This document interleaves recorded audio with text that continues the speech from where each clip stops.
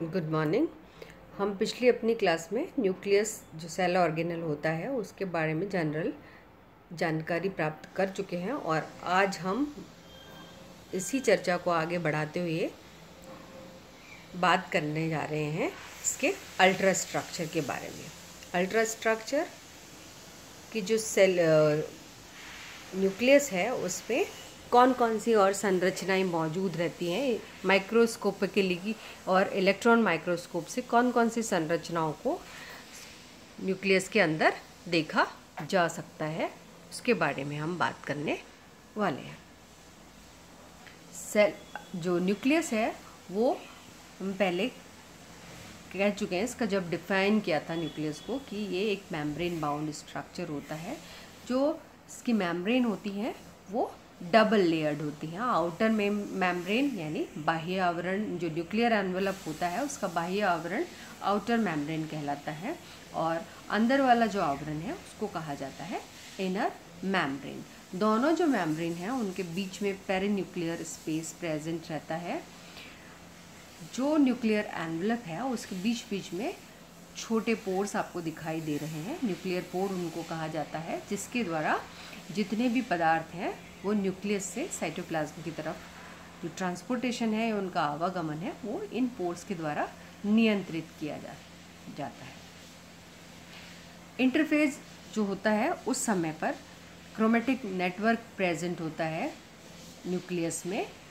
Genetic material जो है वो क्रोमेटिन फाइबर्स या क्रोमेटिन नेटवर्क के रूप में प्रेजेंट रहता है और एक गोलाकार संरचना पिक्यूलियर स्ट्रक्चर देखी जा सकती है जो कि न्यूक्लियोलस कही जाती है। तो जो अल्ट्रा स्ट्रक्चर ऑफ न्यूक्लियस है उसमें न्यूक्लियोपोर, न्यूक्लियर मेम्ब्रेन, क्रोमेटिन नेटवर्क और न्यूक्लियोप्लाज्म जो होता है वो इस मेम्ब्रेन में जो बाउंड स्ट्रक्चर हैं वो एक विस्कस फ्लूइड में एम्बेडेड रहते हैं। उस विस्कस फ्लूइड को जो कि न्यूक्लियस के अंदर प्रेजेंट रहता है उसको न्यूक्लियोप्लाज्म कहा जाता है। तो जो न्यूक्लियर मेम्ब्रेन है वो सराउंडिंग साइटोप्लाज्म से न्यूक्लियस को सेपरेट करने का या उसको पृथक करने का काम करती है। डबल लेयर्ड होती है, सेमी परमिएबल इसका नेचर होता है। आउटर और इनर मेम्ब्रेन के बीच में जो पेरीन्यूक्लियर स्पेस होता है उस पेरीन्यूक्लियर स्पेस में भी विस्कस फ्लूइड भरा हुआ होता है। आउटर मेम्ब्रेन जो होती है वो एंडोप्लाज्मिक रेटिकुलम के द्वारा जुड़ी हुई रहती है। आउटर सरफेस पर राइबोसोम्स प्रेजेंट हो सकते हैं, जबकि इनर सरफेस जो होती है वो स्मूथ होती है न्यूक्लियर एनवेलप की। न्यूक्लियर मेम्ब्रेन में पर बहुत सारी संख्या में पोर्स प्रेजेंट होते हैं जो कि सर्कुलर या पॉलीगोनल हो सकते हैं और इनका जो डायमीटर होता है वो 40 से 100 नैनोमीटर के बीच में होता है। तो जो न्यूक्लियर मेम्ब्रेन है उसको कंसाइज वे में आप कह सकते हैं कि न्यूक्लियर एनवेलप या न्यूक्लियोलीमा इसको कहा जाता है। न्यूक्लियर मटेरियल जो होता है, जेनेटिक मटेरियल होता है, उसको साइटोप्लाज्म से पृथक करने का काम करती है। दो लिपिड बाइलेयर्स से मिलके बनी होती है। आउटर जो लिपिड बाइलेयर होती है न्यूक्लियस के चारों तरफ उसको आउटर मेम्ब्रेन कहा जाता है और आंतरिक जो मेम्ब्रेन होती है उसको इनर मेम्ब्रेन कहा जाता है।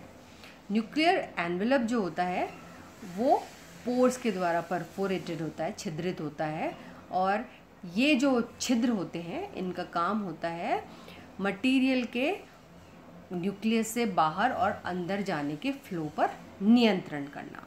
आउटर लेयर जो होती है वो एंडोप्लाज्मिक रेटिकुलम से अटैच्ड रहती है और इसका जो मुख्य कार्य क्या होता है, साइटोप्लाज्म के साथ न्यूक्लियस को कम्युनिकेशन में रखना, उसके साथ जो भी ट्रांसपोर्टेशन होगा, पदार्थों का आवागमन है, उनको नियंत्रित करना। तो जो लार्ज मॉलिक्यूल्स का एक्सचेंज है जैसे कि प्रोटीन है या आरएन है, उनका न्यूक्लियस और साइटोप्लाज्म के द्वारा जो आवागमन होता है वो इसके द्वारा ही संपादित किया जाता है।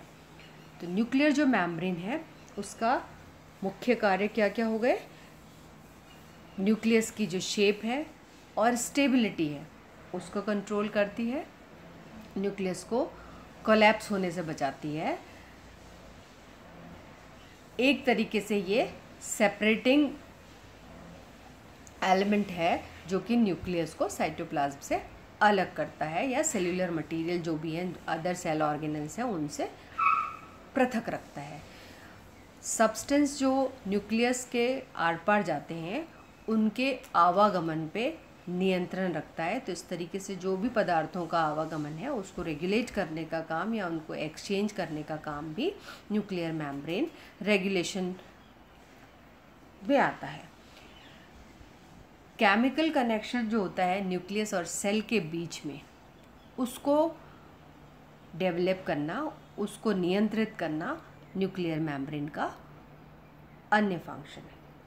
न्यूक्लियर मेम्ब्रेन पे जो न्यूक्लियर पोर प्रेजेंट होते हैं वो न्यूक्लियर मेम्ब्रेन का एक विशिष्ट लक्षण होता है। ये स्मॉल सिलेंड्रिकल चैनल्स के रूप में प्रेजेंट रहते हैं। साइटोसोल और यानी साइटोप्लाज्म और न्यूक्लियस के अंदर जो द्रव है यानी न्यूक्लियोप्लाज्म, उसके बीच में डायरेक्ट जो कनेक्शन होता है वो इन पोर्स के द्वारा होता है। फ्रैक्चर माइक्रोस्कोपी के द्वारा जब फ्रीज किया जाता है तो इनको आराम से देखा जा सकता है। मैमेलियन न्यूक्लियस जो होता है उसमें 3 से 4 हज़ार तक इस तरीके के न्यूक्लियर पोर्स प्रेजेंट रहते हैं। इनर और आउटर मेम्ब्रेन यहाँ पर फ्यूज़ हो जाती है, एक दूसरे से जुड़ जाती है जहाँ पर भी न्यूक्लियर पोर प्रेजेंट होते हैं।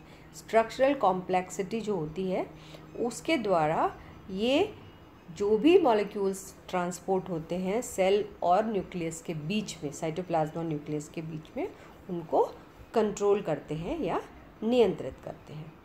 तो जो न्यूक्लियस है वो साइटोप्लाज्म के थ्रू जब भी कम्युनिकेशन रखता है वो इन न्यूक्लियर पोर्स के द्वारा ही रखता है। जब भी माइटोसिस और मियोसिस जैसी सेल डिवीजन की प्रक्रियाएं होती हैं तो ये जो न्यूक्लियर पोर हैं वो इनविजिबल हो जाते हैं, डिसअपियर हो जाते हैं सेल्यूलर स्ट्रक्चर से। ये न्यूक्लियर पोर का स्ट्रक्चर है। कॉम्प्लेक्स स्ट्रक्चर होते हैं। जहाँ पर भी न्यूक्लियर पोर प्रेजेंट है पेरीन्यूक्लियर स्पेस पर, वहाँ पर दोनों जो मेम्ब्रेन होती है आउटर और इनर मेम्ब्रेन वो फ्यूज़ हो जाती है। ये इसका अल्ट्रा स्ट्रक्चर दिखाते हुए डायग्राम है। न्यूक्लियर पोर्स का जो फंक्शन हो गया वो क्या हो गया, न्यूक्लियस और साइटोप्लाज्म के बीच में मटेरियल को एक्सचेंज करना। लो मॉलिक्यूलर वेट वाले जो भी सॉल्यूट्स होते हैं उनका जो डिफ्यूजन होता है वो पैसिव तरीके से न्यूक्लियर पोर्स के द्वारा हो सकता है। और ये कॉम्प्लेक्स जो मॉलिक्यूल्स होते हैं उनको, कुछ जो प्रोटीन फैक्टर्स होते हैं उनको एफिशिएंट पैसेज प्रोवाइड करता है। दूसरा जो इम्पॉर्टेंट स्ट्रक्चर है न्यूक्लियस में, या इसका घटक कहा जा सकता है, स्ट्रक्चर तो नहीं, तो जो न्यूक्लियोप्लाज्म है या न्यूक्लियस में जो द्रव भरा रहता है वो न्यूक्लियोप्लाज्म कहलाता है। जेली लाइक फ्लूइड होता है जो कि ज़्यादा, इसका जो प्रोमिनेंट घटक होता है वो होता है वाटर, और इसको न्यूक्लियर मैट्रिक्स भी कहा जाता है जो कि न्यूक्लियस की मेम्ब्रेन के बीच में प्रेजेंट रहता है। साइटोप्लाज्म की तरह ही ये न्यूक्लियस के अंदर प्रेजेंट रहता है। मतलब जो साइटोप्लाज्म है वो सेल मेम्ब्रेन या जो प्लाज्मा लेमा है उसके अंदर जो भरा हुआ फ्लूइड होता है उसको जिस तरीके से साइटोप्लाज्म कहा जाता है, उसी तरीके से न्यूक्लियर मेम्ब्रेन या न्यूक्लियर लेमा जो है वो जिस फ्लूइड को कंटेन करती है वो फ्लूइड कहलाता है न्यूक्लियोप्लाज्म। इसको कैरियोप्लाज्म भी कहा जाता है। कैरियो मतलब न्यूक्लियस। बाकी के सारे जो मटेरियल्स होते हैं वो इसमें फ्लोट करते हैं। जितने भी सेल स्ट्रक्चर्स हैं, न्यूक्लियर स्ट्रक्चर्स हैं, वो न्यूक्लियोप्लाज्म में फ्लोट करते हैं।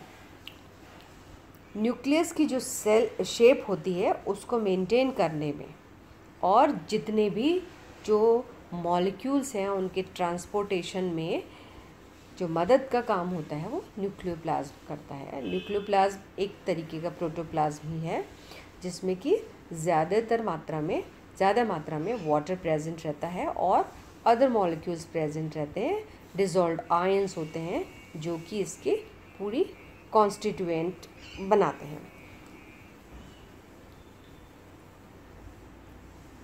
न्यूक्लियोप्लाज्म न्यूक्लियर मेम्ब्रेन या न्यूक्लियर एनवेलप के द्वारा एनक्लोज्ड रहता है। न्यूक्लियर सेप भी कहा जाता है इसको। तो जो न्यूक्लियर सेप है उसमें बहुत सारे एंजाइम्स हो सकते हैं, न्यूक्लिक एसिड हो सकता है जैसे कि डीएनए है, आरएनए, पॉलीमरेज है, मेटल आयंस होते हैं, स्टोन्स होते हैं, नॉन हिस्टोन प्रोटीन्स हैं। तो ये जो कुछ केमिकल्स हैं वो न्यूक्लियोप्लाज्म में प्रेजेंट होते हैं। न्यूक्लियर जो मेम्ब्रेन, इनर न्यूक्लियर मेम्ब्रेन होती है, उसके नीचे फाइब्रस मैश वर्क या नेटवर्क प्रेजेंट होता है जो कि न्यूक्लियस को सपोर्ट प्रदान करता है। न्यूक्लियर लैमिना जो होती है ये क्रोमेटिन अटैचमेंट के लिए एक साइट भी होती है। सेल न्यूक्लियस के बीच में एक और स्ट्रक्चर आइडेंटिफाई किया गया और इसको आइडेंटिफाई करने वाले थे फोंटाना। 1781 में इन्होंने डिस्कवर किया और जो टर्म न्यूक्लियोलस है वो कॉइन किया गया बाउमन के द्वारा 1840 में। ये जो स्ट्रक्चर न्यूक्लियस में प्रेजेंट होता है उस पर कोई भी लिमिटिंग मेम्ब्रेन एब्सेंट होती है या नहीं पाई जाती है। क्रोमेटिन और ग्रेन्यूल्स और फाइब्रिल्स जो होते हैं आरएनए के एंड प्रोटीन्स हैं वो पाए जाते हैं।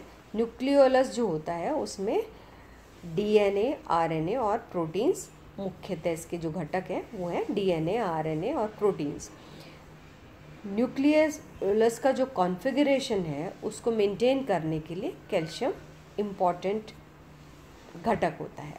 न्यूक्लियोलस जब भी लेट प्रोफेज की प्रावस्था देखी जाती है उस समय पे ये डिसऑर्गेनाइज हो जाता है और जब टेलोफेज तक पहुंचता है सेल डिवीज़न तब न्यूक्लियोलस को पुनः देखा जा सकता है सेल में। तो जब लेट प्रोफेज होगी तो ये डिसअपियर हो जाता है, डिसऑर्गेनाइज हो जाता है और टेलोफेज जब सेल डिवीज़न होता है तब टेलोफेज स्टेज पर न्यूक्लियोलस न्यूक्लियस में पुनः दिखाई देने लगता है। न्यूक्लियोलस को राइबोसोम फैक्ट्री भी कहा जा सकता है। न्यूक्लियस में ये लार्ज और प्रोमिनेंट स्ट्रक्चर होता है, इसके चारों तरफ कोई मेम्ब्रेन नहीं होती है। मोस्ट ऑफ द सेल्स जो होती हैं उसमें 2 या अधिक न्यूक्लियोलस प्रेजेंट रहते हैं। इसका जो मुख्य कार्य होता है वो होता है आरएनए के संश्लेषण से, इसका सीधा संबंध होता है। न्यूक्लियस का लगभग 25% वॉल्यूम को ऑक्यूपाई करता है। ये जो स्ट्रक्चर है वो हम पहले ही बता चुके हैं कि प्रोटीन्स और आरएनए के द्वारा बना हुआ रहता है और इसका काम होता है राइबोसोमल आरएनए या आरआरएनए और उसके साथ जो प्रोटीन्स कंबाइन होते हैं उनको बनाना।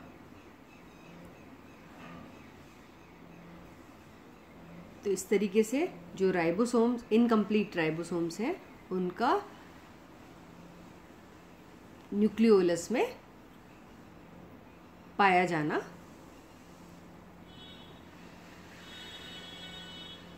ये अल्ट्रा स्ट्रक्चर शो करता हुआ डायग्राम है एक न्यूक्लियस का, जिसमें कि न्यूक्लियस की जो मेम्ब्रेन है, न्यूक्लियोप्लाज्म है, उसके अंदर एक प्रोमिनेंट फीचर या स्ट्रक्चर के रूप में देखा जा सकता है